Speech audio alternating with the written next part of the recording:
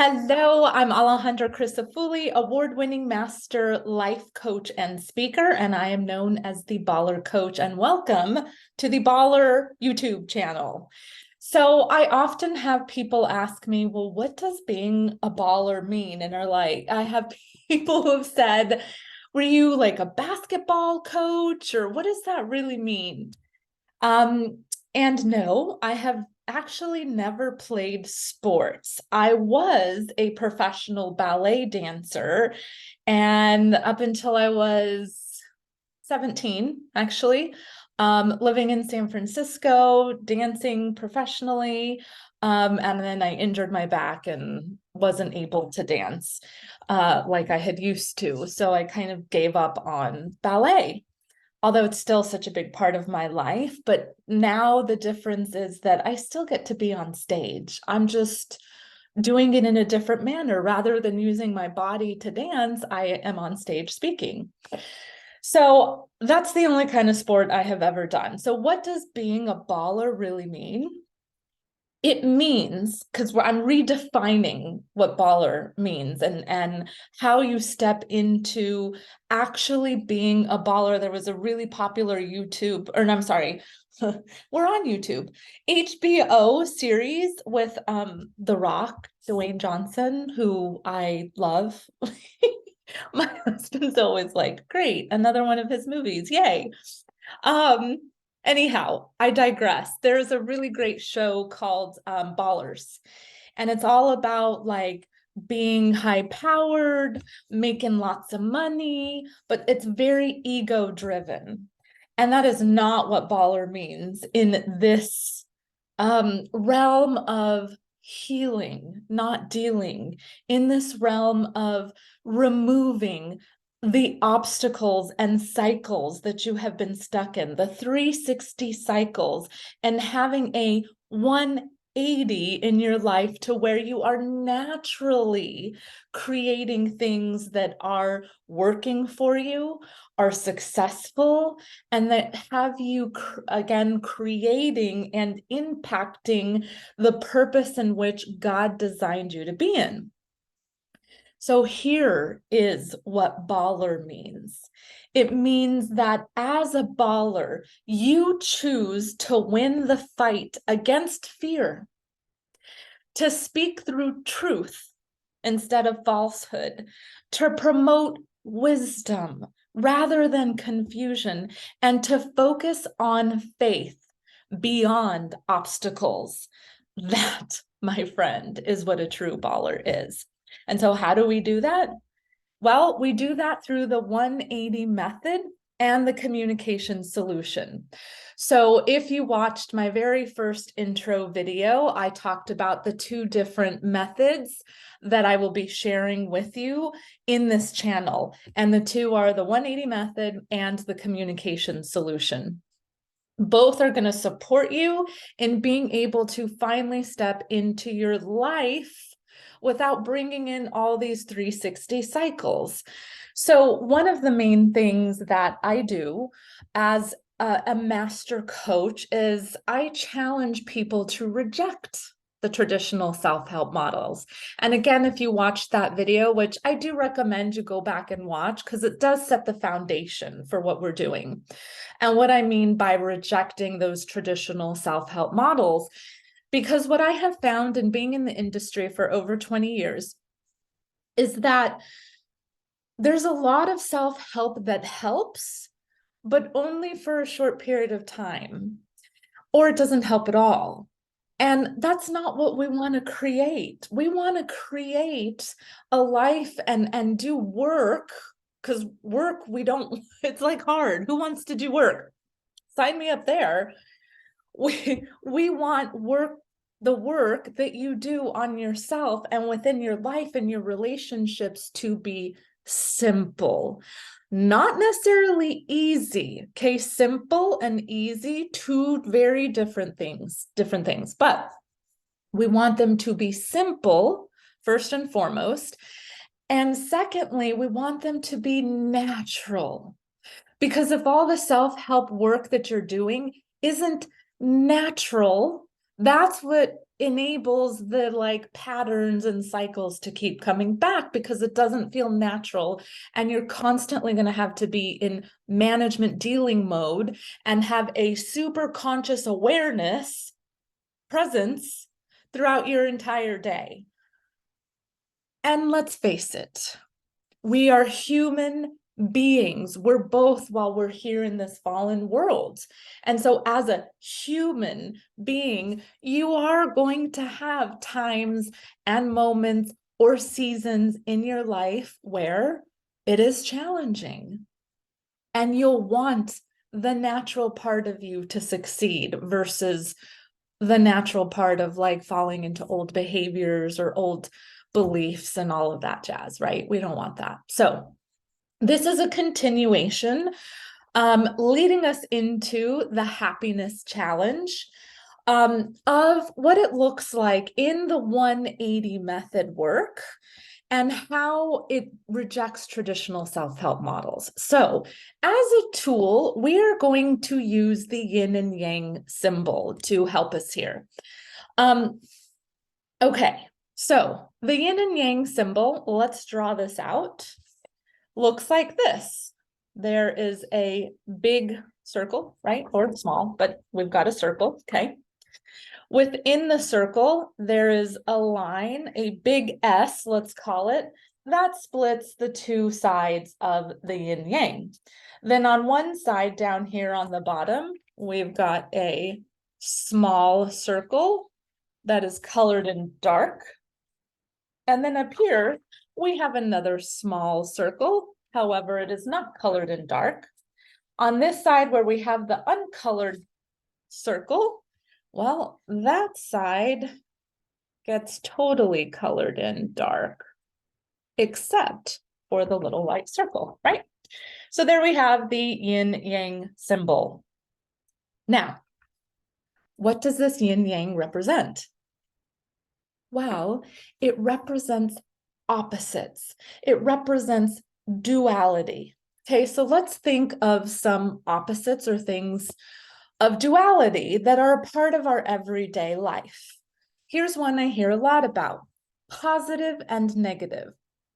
If you were going to put positive on one side or the other of this symbol, where would you put it?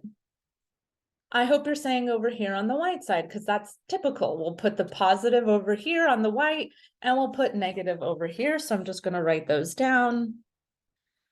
Positive, negative, okay? The dark. Good and bad. What side would you put good on? Yep, over here. Bad on the dark. So we'll add those in. Okay, right and wrong. Right on the white side, wrong on the dark side. Okay, now let's start getting a little bit more personal here. Let's do worthy and unworthy, because one of the biggest things that I hear in working with the thousands of clients that I've worked with in the last 20 years is this belief of being unworthy. Okay, so let's put these in there. We're going to put worthy, white side, unworthy, dark side. Worthy, unworthy. Okay, we've got those two there. What's another one? Not good enough and enough, or more than enough. So let's put more than enough, white side, and dark side, not good enough. And as I'm doing this, I hope you're doing it along with me so that you can come back and reference this again for yourself. Okay, we could keep going here. We could do important, not important. We could do lovable and unlovable. Okay, there's so many that we could add into this, but I think you get where we're going here. It's split up into the two sides. We have the white side, the dark side, and then we have all these things that would fall under one or the other. Now, This is where the 180 method is so different and where things become natural. In traditional self-help models, typically you are working to get to the white side, right? We want to get over to the white side because that's where positivity is. And that's where good is. And that's where worthy is and enough is. However, here's the thing with this. You know this little white circle on this dark side and the little dark circle over on this white side? Well, I want you to ponder this for a moment. Can you know what negative is if you've never known or experienced what positive is? Can you know what negative is if you've never known or experienced what positive is? Can you know what good is if you've never known or experienced what bad is? Could you know what right is if you've never known or experienced what wrong is? Could you know what unworthy is if you've never known or experienced worthy? Again, my hope is that you're saying no. You cannot have one without having the other, which is why there's a little white circle represented on the dark side and a little dark circle represented on the white side, because you cannot have one without the other. So what this means is that when you are, and I'm sure you've experienced this before, okay? When you're on the white side and you're just like, oh, life is great and I'm so grateful, I'm so thankful, oh, life is just wonderful, I've done all this self-help work to get me over here. Guess what happens? You step into a season of darkness because you cannot have one without the other. So you go from the white side and venture over to the dark side. And then things just become very negative and very hard, and you feel like you are bad and you've done something wrong. And now you like deserve this or something, or it's the unworthy thing that's coming up again. And then eventually you're like, oh, okay, I got to get out of this. I got to move out of this. So then what happens is you start to move to the white side. And so now we're coming back over here. Guess what this is, though? What does this look like? It's a 360. You're just repeating the same thing again and again. In the 180 method, we are not trying to get you over to the white side like typical traditional self-help models, because you will eventually fall to the dark. This is not sustainable over here because we live in this fallen world. It is not sustainable. So instead, actually, let me say this. Again, if you watch the first video on why self-help doesn't help or only helps for a short period of time, then you know that there are two parts to us as a human and a being. And if you didn't watch that video, I would again suggest go back and take a look at that first so that this makes more sense, but I will quickly mention this. We are human beings. And because of that, you are human and you are being. So you're these two things, okay? The human side is everything physical. That's your body and that's your soul. Within the soul lives the mind. The being is your spirit. That is your direct link and connection to God.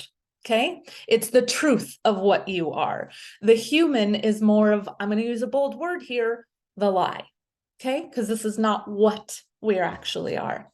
So within that human part is specifically in the mind lives the ego. And the acronym for ego is edging God out. Okay? So if we were to, that was a very quick explanation there. Again, much more to it. Go back and watch that other one. If we were to put ego on the diagram, where do you think it would go?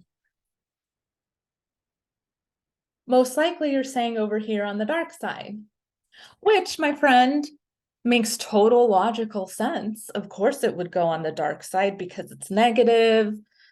it tells me I'm bad, and it shows me all these things I do wrong, and it's telling me how unlovable I am. But remember, you cannot have the dark without having the white. You cannot have one without having the other. So guess what? Ego is both white and dark. Ego is very positive. Ego can do really incredible things for you in your life. Prime example, I have a group coaching course that's specific to men. I mainly work with women. I explained this again in that other video, but I mainly work with women, but I do have a men's group for this 180 because you deserve to know two men about this 180 method. So I was delivering this method to the men's group, and one of the gentlemen shared a perfect example of what the ego does on the positive side. So with his mother, she never listened to him as a child, so he always felt like he had to raise his voice, so much so that it became like this argumentative, I always have to be louder than everyone else so that I'm heard. And if I get louder than everyone else, especially with his mom as a young child, she would finally give him attention. So he learned, oh, this is how I get attention, is to get loud and be argumentative. Not very healthy when you enter into a partnership, okay? So his partnership with his, he wasn't married, his girlfriend at the time, was really struggling because of this, okay? So what happened with that ego being very positive is that he decided, because it was so challenging to get mom's attention, and when he did, he had to get like super, again, argumentative, loud voiced, that he was like, I am never going to have to need someone. Now, unconsciously, he does, or did before he did this work.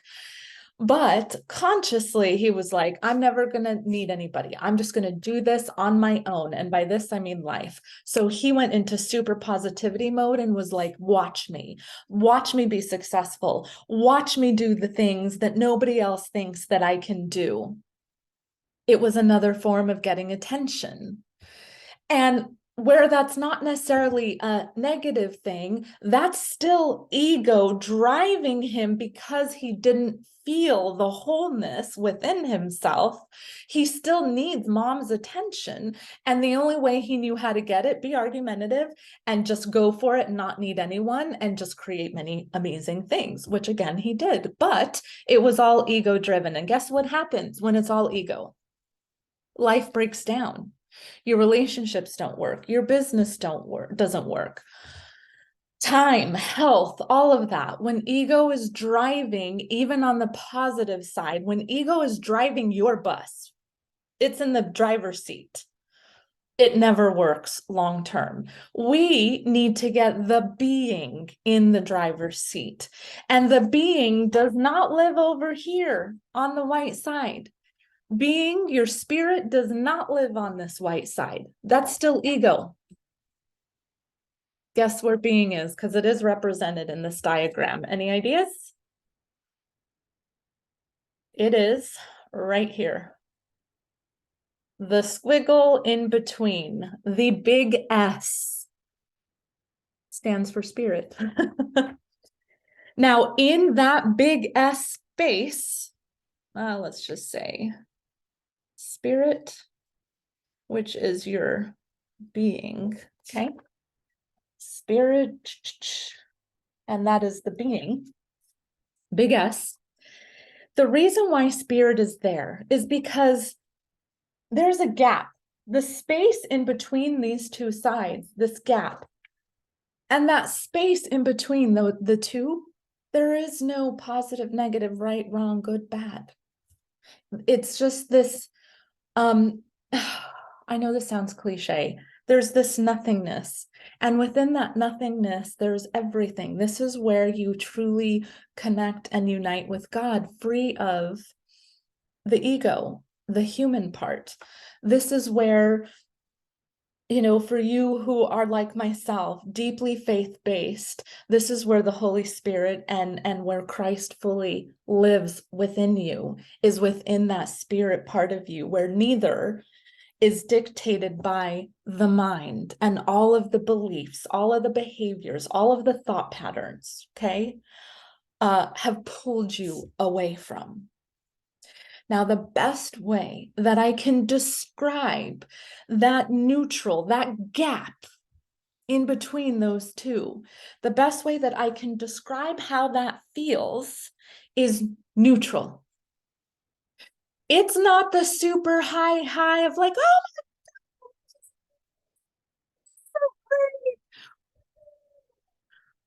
and or it's not the whole, I'm so positive, like, don't worry, glass half full, everything's gonna be so good. And like that energy that's so awesome and amazing. It's not that. Nor is it the very dark, sorrowful, lonely place. It's neither one of those. It's this beautiful place where you can breathe. That's what we're looking for in this beautiful life that God has gifted you with, is that neutral place where you can commune with him regardless of what is happening circumstantially, positively or negatively. It does not impact you. That is what we create within the 180 method. And you healing to get there rather than dealing with all the things. All right, my friend, if you have found value in this video, please share this with someone who needs to hear this. And remember to subscribe to my channel right down below so that you can get the updates of when new videos are being posted. I think we've got enough of a firm foundation of this 180 method that we can begin into our happiness challenge. So if you or someone else who could really use some happiness in their life, awesome. Bring a friend. Do it together. Let's all do it together. It's the beginning of the year and it's perfect timing for you to step into the happiness challenge. So I will see you here shortly and we will start into our happiness challenge. All right, my friend, enjoy. See you soon.